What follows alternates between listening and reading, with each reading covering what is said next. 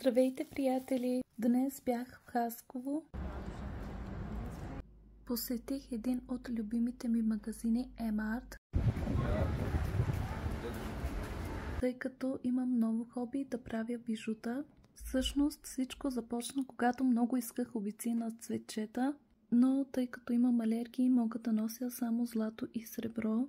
Не успях да си намеря златни или сребърни обици на цветчета и реших да си направя сама такива. Станаха толкова красиви, нося ги с много любов.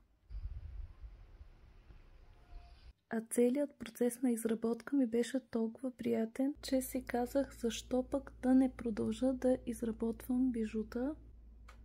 Сред любимите ми бижута, които изработих, са и тези с желирани мечета.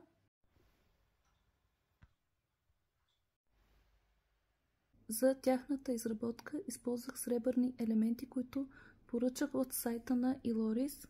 Получиха се наистина едни прекрасни за мен бижута.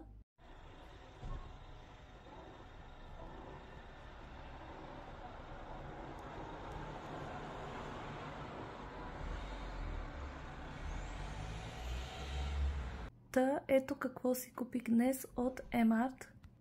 Клещи, копчета, много сладки ябълки от вълна, които мога да използвам за обици черешки, ахат, розов кварц.